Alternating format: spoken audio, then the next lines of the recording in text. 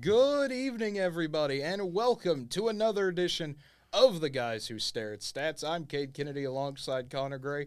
A lot of college football to get to. Should be an interesting time. As always, it is Bedlam week here, a little earlier this year, last year after Thanksgiving, this time before Thanksgiving, because, well, the Big 12 can't make up their mind on when they ever want us to play this game, so we're back to this week. But we have a whole lot to get to. But, of course, the important question of the day. Connor, how's your day going? Been solid, been pretty good, but really cold outside. Yeah, I would agree. 43 degrees is the temperature outside right now, but let's just get right into it. As always, the big board on ESPN, a lot of college football to get to tonight. Big one in New Orleans. It's Tulane taking on SMU. Not going to dwell too much on this one, but just pointing out that it's there Friday.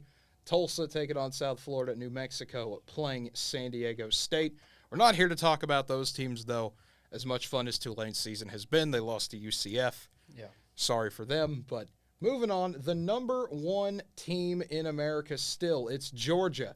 They're traveling to Kentucky, and man, I don't know if you could have a more rough loss last week for Kentucky, losing to Vanderbilt in the final plays of the game.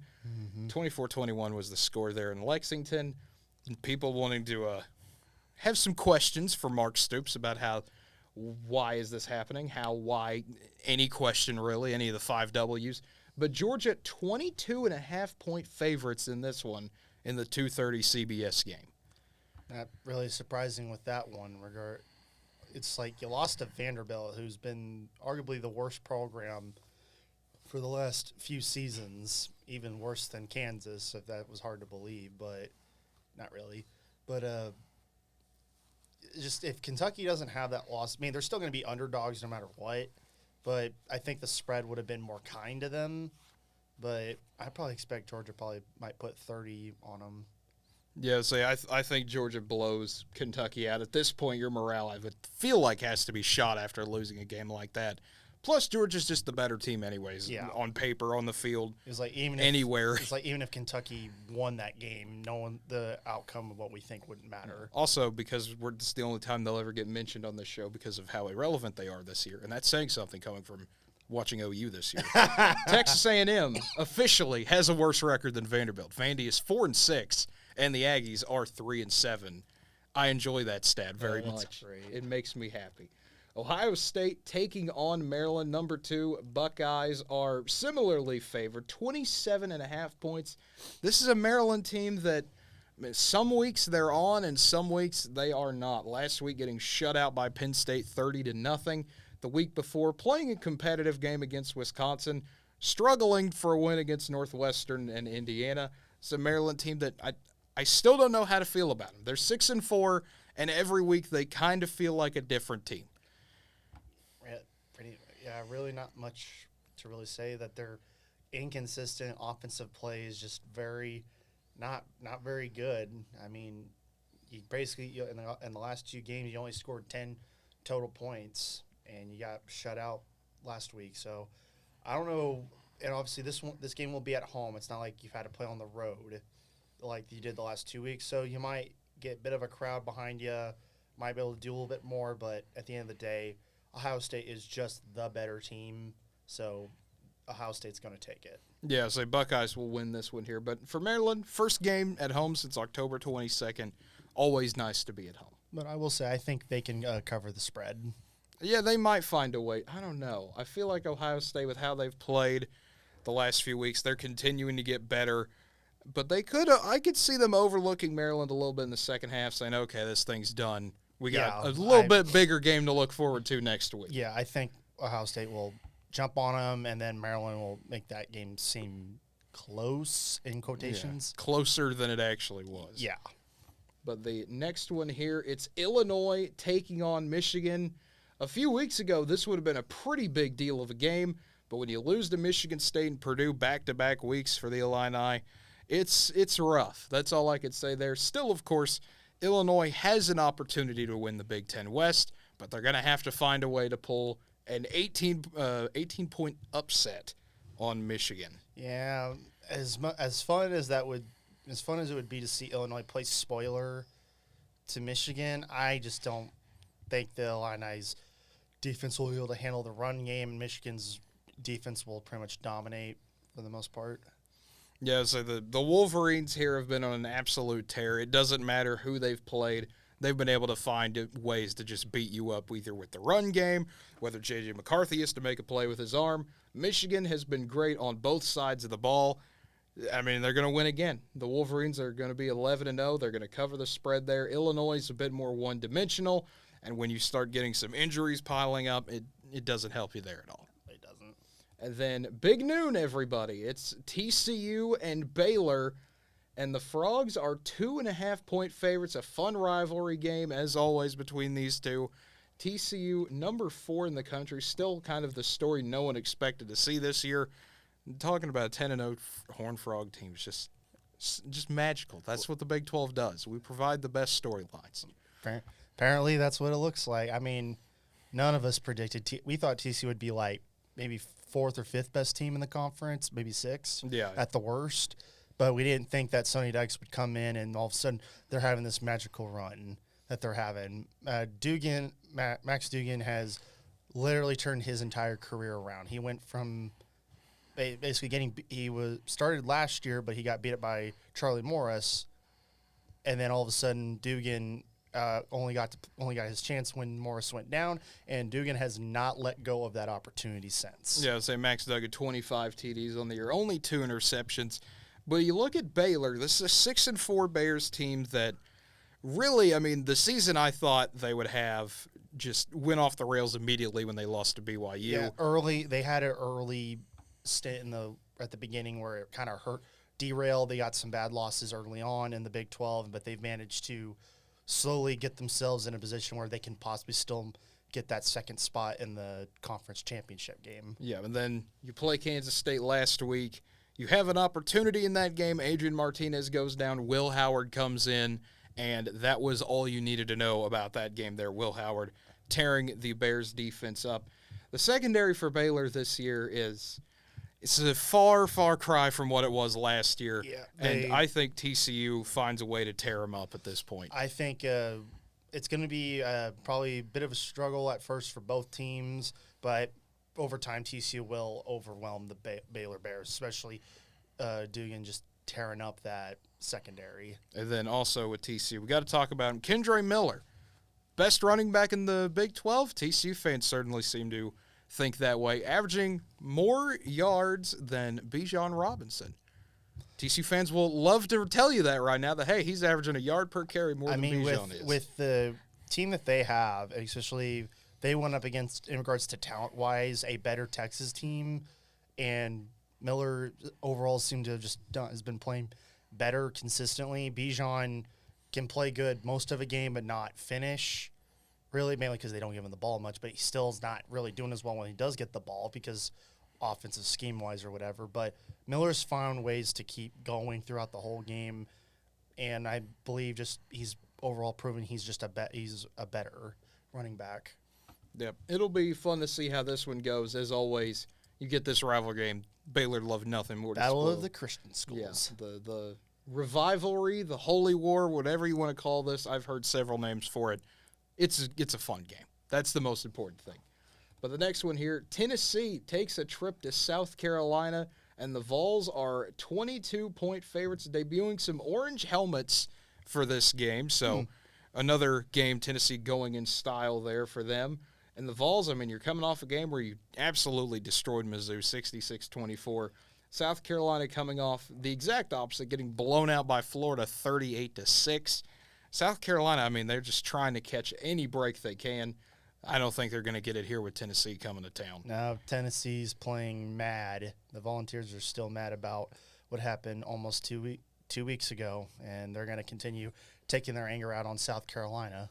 Yeah, so Tennessee's path to the playoff gets easier every week, it feels like. You beat up Missouri, you get South Carolina this week. You've still got Vandy to get through. It's going to turn into a battle here. I mean, as much as their path is, they have to rely on circumstances to get them in. Basically, you have to rely on Michigan or Ohio State losing and then sneak your way in to that 4th spot. That's one way to get in, or TCU losing a game. Yeah, and I mean, there's a very good chance both happen there, obviously. Maybe. TCU Still going to have to look at a rematch in the Big 12 title game, but we'll see, obviously, when we get there. And we'll see who they'll have to rematch against because it's still not decided. Yeah, so because they'll have to come down to K-State losing a game. Yeah. I can't believe we're in a world where it's actually might come down to Kansas doing something to determine the Big 12. Well, they can do it. They can. They got to actually play it. Yeah. But the next one here, speaking of the Pac-12, haven't touched on them yet. It's USC and UCLA. Bruins got upset by Arizona last week in a game that probably happened while you were sleeping. I mean, for most of the country. Yeah. I doubt people stayed up till 1:30 in the morning to watch Arizona win that game. USC had a easy Friday cruise against Colorado, getting a 55-17 win there. And the Trojans are 2.5-point favorites over the Bruins. Also, point of interest, sellout crowd for the first time at the Rose Bowl this year, 70,000 people expected. Not taking all the tarps off, but from what they are taking off, they're expected to have a sellout crowd. And I'm expecting a large amount of those fans are USC fans. I would think so. However, UCLA has no fans at this point. However, UCLA did say this is the most student tickets that they've sold all season for this game. Yeah, so at least the students are at least showing up. But this one is just going to be UCLA. Is just they're like overall. You say before Arizona, they were. It's like they had the one game against Oregon where they got exposed and then overall rebounded from it. Though they had a weird thing with Arizona State, even though they still won by 14. Then you get beat by Arizona at home. So I don't know what that says about the Bruins, but it's like UCLA I know is very capable of playing with and even beating USC, but I think at the end, USC has Caleb Williams, who's still been playing very good for most of the time. And I think the defense will do just enough to help keep UCLA from really being much of a threat. it'll be a battle for sure. This will be a shootout. Over under 76. As always, I'm not the best person to get financial advice from, but if I was, I would pick the over in this one. Trojans are 2.5-point favorites. I think that USC wins this game. That offense, even though the injuries they've had to go through, the injury to Travis Dye, the injury to Jordan Addison, there's still enough weapons there, and that UCLA defense is poor enough that USC will find ways to win. Not that the USC defense is great or anything, but this will be an absolute battle between these two offenses because, my goodness, these defenses aren't going to do much. And the next one, Miami taking on Clemson. Already interesting this week, Mario Cristobal saying, if there are some parents that are mad that they feel their kids should be getting more playing time, they're more than welcome to come get them. So turmoil still going on at Miami. The Canes are 5-5. After getting blown out by Florida State, they beat up Georgia Tech, who's already injured themselves. Tigers coming back off a 15-point win over Louisville. Clemson trying to just ride out the season at this point. You got your 2 games remaining there. And I think the way I see it is Clemson's going to continue riding it out to probably finish 11-1. Miami, just there's nothing you can really do about them. You got killed by Florida State. I know you rebounded and beat up a Georgia Tech team who was not in the best of shape, but still you won 135-14. Even then, with that rebound, they're going to take an L. Clemson's just that much better and more healthy. Yes, I think Clemson's defense will have another field day here. And Clemson, even though they're 19-point favorites, I think the Tigers cruise to a win here. And then this brings up the next big matchup. It is Utah taking on Oregon. This should be a fun one. Utes are a 2-point favorite in this game with Bo Nix possibly. We don't know what's going to happen there, but he did get injured towards the end of the Washington game, so we'll have to check and see how serious that was. Ducks getting beat 37-34 by Washington last week, so it's going to be a battle in Autzen. It absolutely is, but 9:30 Central Time kickoff, 7:30 Pacific. Pac-12 After Dark might have something to say about this game. Yeah, easily we could see all kinds of shenanigans going around. Obviously, it's going to be a Pac-12 After Dark game, especially for game won't end until maybe like 1:30 or 2 o'clock in the morning for Central Standard Time. But this one's really difficult because it's like we know how good both teams are capably. We know Utah plays very good. They're a very much more physical, powerful team, while as Oregon very skilled in offense, just slinging it. But obviously, that's if Bo Nix is still going to be playing or not. Even then, they might do something different because of the injury he suffered against Washington. Who knows? But for this one, I'm going to pick an upset. I'm going to wait. What's the ranking? Never mind. Not an upset. I'm going to pick Utah to win this one. Yeah, so one of those rare ones where Utah, a few weeks ago, this would have been an upset if Utah were to win this game, but with what happened last week, I think Utah keeps it going and the Utes get the win. There's some about Utah, just the way they play, the power they have on the field at times. Not to say Oregon can't have that power too. They still have some phenomenal talent. But this is one of those, Utah is a big test. They always are because of how they play. They're wanting to push you all over the field, and they're one of the few teams that can do it to anybody. If you get trapped in that type of game, we saw what happened to USC even. They got trapped in that type of game. Utah killed them over and over again because they could just keep going to Cade. I'm not going to say that happens here, but I think the Utes still get the job done. Mm-hmm. And then the next one, Penn State taking on Rutgers. Interesting here simply because if you're Penn State, you're trying to crack that top 10 again, even though you already have the 2 losses. 2 of the best losses you could have, though, to Ohio State and Michigan. Nittany Lions are a 19-point favorite as they travel over to the Garden State. Mm-hmm. I believe it won't, for good reason. They're just a much better, much more talented team than Rutgers. It was Rutgers, though. Obviously, they're not awful. They're just not playing. It's like they're playing. They play close with teams. Then, like with Michigan State, then obviously you got killed by Michigan. You got blown out by Minnesota. Then you got the win on Indiana, but Indiana's not that great. So this is just one where it's like Penn State will just pretty much have their way with them. Might take some time, but Penn State will get the victory. Yeah, I wouldn't be surprised if Rutgers did what they did against Michigan and hung around here for a while. But at the end of the day, the Nittany Lions are going to come up with a few big plays, whether it be offense or defense, and Penn State will find a way to get this job done. The next one here, Georgia Tech, North Carolina. Little interesting, 4:30 kickoffs. We don't see those often, especially here, 5:30 Eastern time. Tar Heels are 21-point favorites, and if you have not gotten a chance to see Drake May yet, you need to see this kid play at least once. 34 TDs, 3 picks. He's going to have a lot of fun. Every North Carolina game, something seems to happen at some point that just makes you say, wow, how in the world did they pull that off? There's a reason these Tar Heels are 9-1 and they're going to the ACC title game. Yeah, I mean, it's like we all had our doubts early in the year on them. We thought, they were just going to be a disappointment in regards to how they are. But their offense has been, after getting the first loss of the season, they have been a completely different team. Like you said, May has been absolutely phenomenal. I mean, he's 34. Like, was it 34 TDs and 34 to 3? That's a great. That's a great ratio. Insane stat line. That's just insane.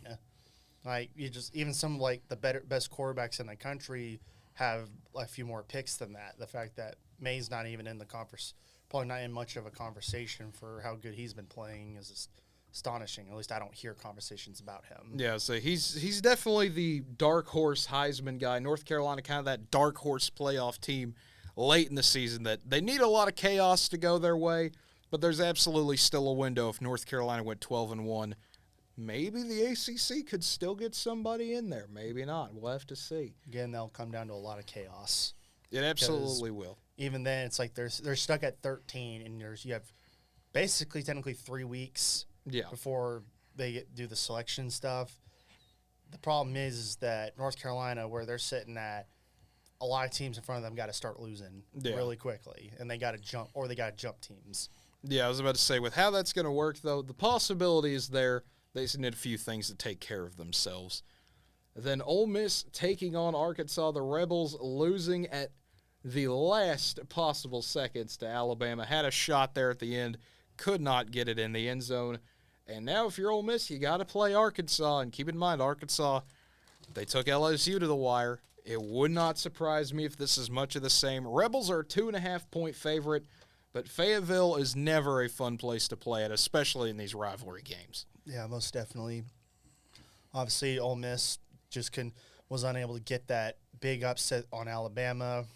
So props to Alabama for getting that win. But in Arkansas, took LSU down to the wire, but eventually LSU came out on top, and Alabama got that within the last few minutes, got the go-ahead touchdown. This is just one where it's like either team could probably pull something off, but Arkansas, in order to be bowl eligible, I know I'm not sure who they play the next week, but they could, if they get this win, they're bowl eligible. Ole Miss just needs to do what they can to just kind of at least go to a good bowl. Yeah, so Ole Miss trying to get that 10-win regular season. They haven't had a back-to-back 10-win regular seasons, I don't think, in a long time, or at least 10-win seasons. But my goodness, what an accomplishment that would be for Lane Kiffin. Among the rumors that, Kiffin might be going to Auburn, would he even do that? I don't know. That's still a lot of smoke there. I would be surprised if he went to Auburn personally. I don't even think that's a distraction at this point for Ole Miss. It'll be a close game, keep in mind. This is going to be a one-possession ball game similar to last week. Arkansas will make this a fun game to watch, but I think Ole Miss finds a way. Yeah.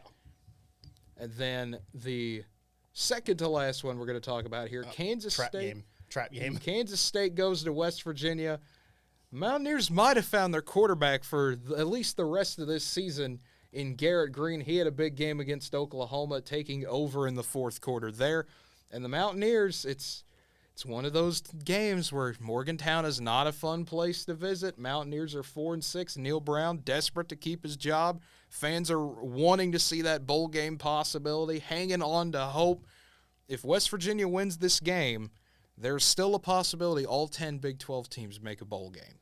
If West Virginia and Iowa State win, every team in the Big 12 will win 5 games this season. And that'd be something right there, the fact that almost all 10 teams could somehow make it, which I don't think no conference has even be able to come close to that. That has never happened before, where every team in a conference made a bowl game. But the Wildcats are 7.5-point favorites in this one. To me, once again, it's all going to come down to what Kansas State does. You got the quarterback decision again. I know we talked about this last week, Connor, when they were playing Baylor. I still feel like you got to go with Will Howard here. I mean, and especially mainly because Adrian Martinez, just right now, he's been injured within the last few weeks. He had the injury against TCU, and then he just got injured last week. I think with this one, if you're obviously head coach right now, you start with Will Howard. You got to go with him the rest of the way until Will Howard starts regressing. Yeah, so you go with the hot hand. Yeah, and if they go with the hot hand, they could probably go to Mount win this game by, I'd probably say give them about 13, just because I think West Virginia's offense can still try something. But as much as I would probably say be wanting an upset here, obviously that would help the teams back behind K-State a chance, depending on how things turn out. But I just don't see it. I think K-State goes into Morgantown and survives. Not like barely getting out a lot with the win. Probably get like 10, 13 points win. It'll be a battle for sure. To me, this is one of those. I feel like it's all going to come down to how this game starts. This is going to be one of those that we're going to know in the first quarter what type of game we're going to get here. If West Virginia gets off to any sort of good start, not even a great start, they don't need anything special. If they just show up with a pulse, they're going to be able to make this a battle. That's what they do to everybody out at Milan-Busker Stadium. It's going to be a wild time out there again. You get the 1 o'clock game on Big 12 Plus, everyone's favorite. Kansas State will win this game, but it'll be a lot closer than people think it will. Oh, yeah, I think it'll be a close one. Yeah, it should be I don't really want to say fun because I don't know. This could be one of those games that gets really ugly for no reason, similar to how West Virginia's been the past few weeks, but it'll be one to keep an eye on for sure, especially if K-State starts getting into a bit of a struggle. But the final one to get to, it is Bedlam. It is Bedlam. It is Bedlam. It is Bedlam. It is Bedlam. It's big-time Bedlam for sure. If you're both teams here, everyone's trying to figure out something. Oklahoma State, they're still playing for a shot at the Big 12 title game. They need some help from their friends in West Virginia this week, I would say, to make a bit of a push there. If you're Oklahoma, you're just playing for a bowl game and get those extra practices in December. Big recruiting weekend for Oklahoma. Two teams that, the more you look at it, the more things change, the more they stay the same this year with these two. I mean, you look at it here, Spencer Sanders and Dylan Gabriel, both thrown 16 TDs on the year. One has thrown 5 picks, one has thrown 4. They've both been injured at some point this season. Both teams have had questions on defense that usually don't get answered until they magically do. These are two teams that really do not feel like they're similar at times, but other times you look at it and go, yeah, that's about right. Yeah, pretty much. One of those things is, like, I really don't know how to feel about this game at all. Both, it's like, except I know OU fans had probably had a nightmare of a start to within the first 6 games of the season. OSU had a lot of things going their way, and then the double overtime game with TCU kind of slowly derailed things, and then just kind of then the injury bug definitely hit Oklahoma State hard within the last 3-4 weeks. Though I think for this one, you came off a win against Iowa State, obviously a really close one, but I think with Sanders coming in at the end, that brought life back into that offense that really needed it. And obviously, and OU's having to come off back-to-back losses. Got down early against Baylor, and then just had a weird game with West Virginia where things just weren't going right. I don't know I don't know what continues and what goes. They're like these. It's like we don't know what we're gonna get from these teams. Yeah. Like we know it's gonna be bedlam. It's gonna be chaos, but we don't know what kind of chaos we're gonna see. Is it gonna be both teams slugging it out in a low-scoring game, which would be odd, or it's a shootout, or it's a one-sided slaughter? We have no idea what we're gonna see. Yeah, we have no idea. Just to kind of give you a gauge of this game a little bit more. Tickets for the season, when the season first started, the cheapest ticket you could buy for this game was $168. Prices have now dropped to $61 is the cheapest ticket available. There are a lot of OU people I know that are not confident in this game at all. It's one of those, we're going to show up and be proud of our team and show that we still care and support and rally around and do. But at the same time, Oklahoma being a 7.5-point favorite was one of those, a lot of OU people I knew kind of looked at it, huh? We're favored by that much? Really? I don't believe it, but over-under set at 66 as well. I think a lot of it has to do with, I don't think people are really looking at this through, like, how their seasons have gone. Because if you look at both teams, especially from the last few weeks, it's basically either identical or really a lot of identical, but OU's coming off 2 losses. One was at home, and then they went down Morgantown and lost. But it's just I really don't know where Vegas is with the whole spread stuff or whatever.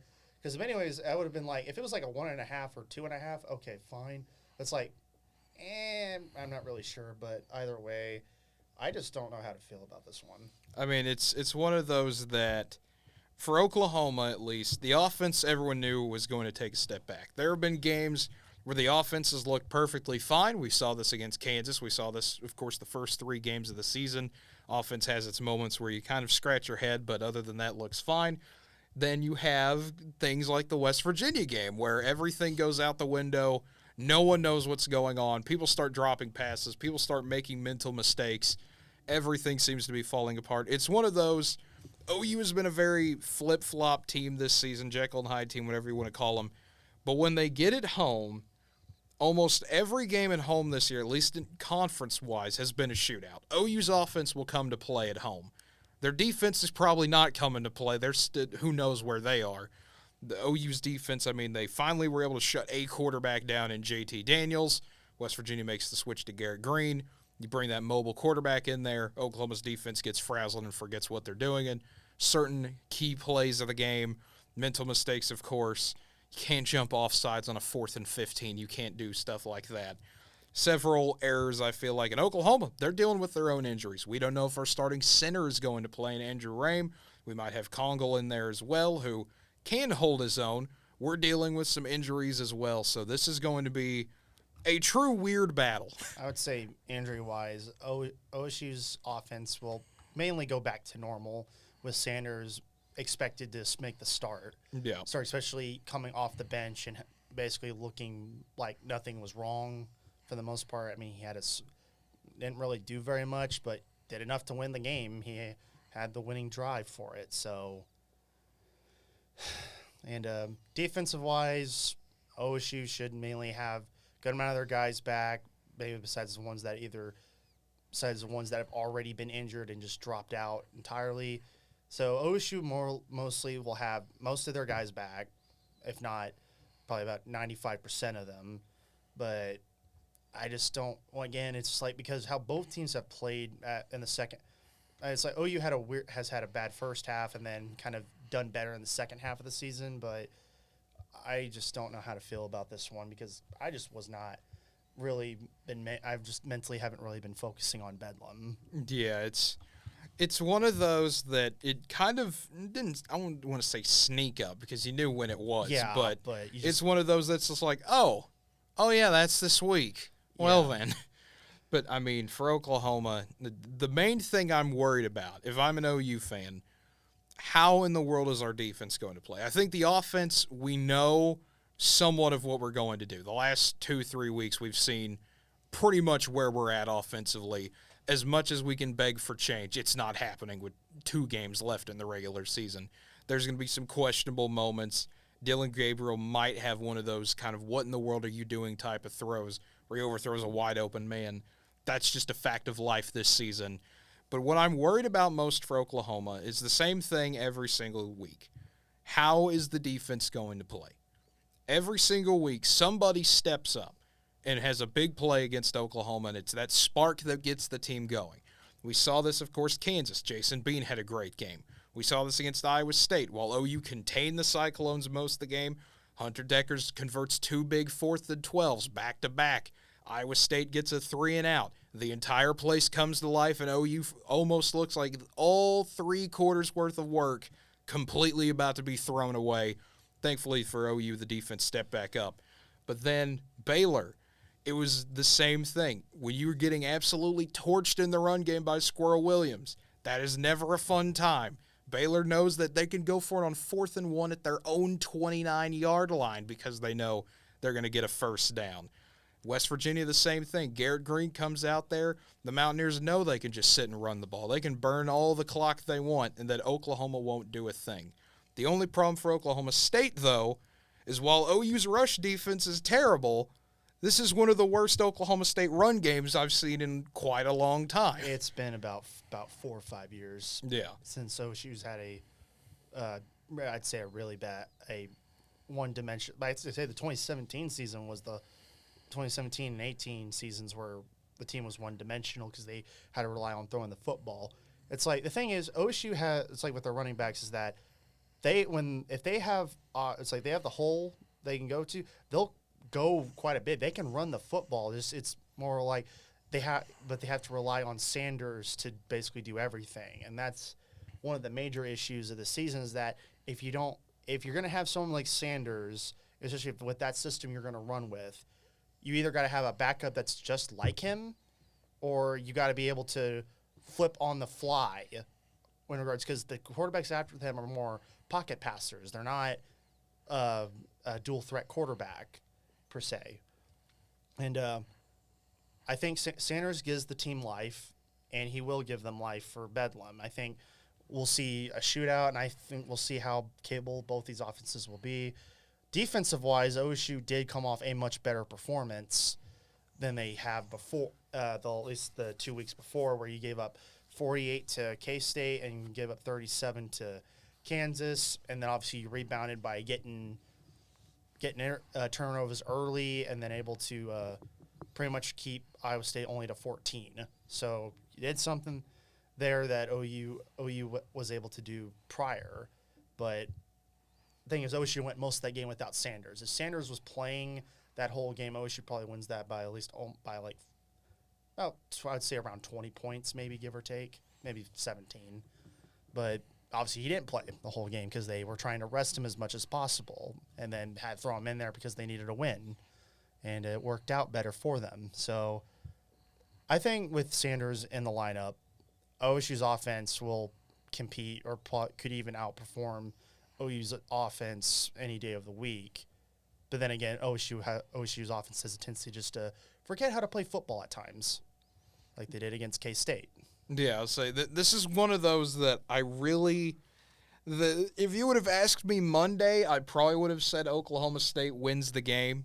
That would have been my initial reaction. But as the week has gone on, the more I've thought about it, this reminds me so much of 2014, where you have one team that's having a season where you're not technically bad by any means, especially record-wise. Things are fine. It's just you've gone through injury after injury after injury. And then you have another team also still same similar thing, but just desperately clinging to life trying to get to a bowl game. And I think it's kind of that same situation that we're seeing here in 14 that we saw in 09 as well. And usually in those games, it's the team with a little bit less going their way to win. I will say with that 2014 game, there wasn't another game. I don't think there was another game afterwards. Yes. So OSU needed to win that game. Like, they were in a much more desperate position because if they don't beat OU, they don't go to a bowl game. Well, as this one, OU at least has another game next week, but they're not guaranteed to win that one either. Yeah, to me, this is that kind of not the exact same position. It's the same type of circumstances. It is, but with all the recruits coming in for OU, this is kind of one of those, at least in the fan base's mind, we got to win to keep these guys. We've got a lot of guys coming in that we're hoping we can sign. We've got to show up and show out if we want to keep all these guys and have a shot at being back truly talent-wise, at least somewhat, I guess is the best way to put it. But the way I think of it, this is going to be a fun game. Well, this is going to be a fun game if you're not from the state of Oklahoma to watch. If you're from the state of Oklahoma, this will be a very stressful evening. But I don't know. I feel like this is going to be one of those OU finds a way late to get a win, kind of surprises everyone in the fan base. Oh, hey, we won? What do you mean we won? I don't know. That's kind of where I'm at. I wouldn't be shocked at all if OSU won this game. It would not surprise me at all. But I feel like, I don't know. I feel like for this one, not trying to cut you off right there, but with this one, I think both offenses kind of are somewhat even in the first half. But I think OU gets like maybe a 4-7 point lead to end the half, and then OU gets an early third quarter touchdown, and OSU plays from behind, and they just they catch up and they actually overtake it and manage to hold on. Because my whole thing is that, especially with certain circumstances, that OU's defense has not really done a great job with adjustments at all in the second half, and OU at times can be shoddy on offense in that second half if they kind of just not really keep scoring, because that's been an issue with them, whether with Lincoln Riley and the end of Bob Stoops' era, where they didn't really score as much in that second half at times.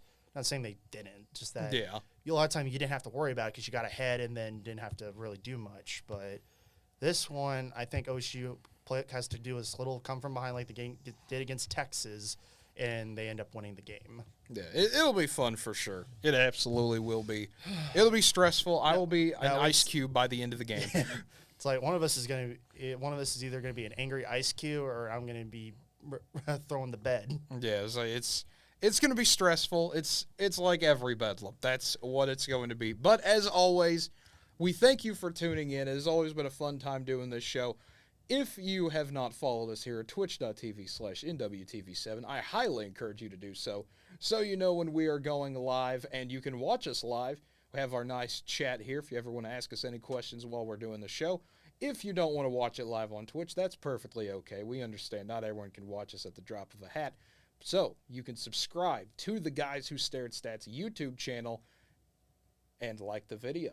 And maybe even leave a comment. Maybe you can keep that going. Help fuel the algorithm there. It would be highly appreciated if you did. If you also want to follow us on Facebook, Twitter, or Instagram, you can go to NWTV7. That's right, NWTV7, where we'll post when we go live. And so you can stay up to date on all the Guys Who Stare at Stats content. For Connor Gray, I'm Cade Kennedy.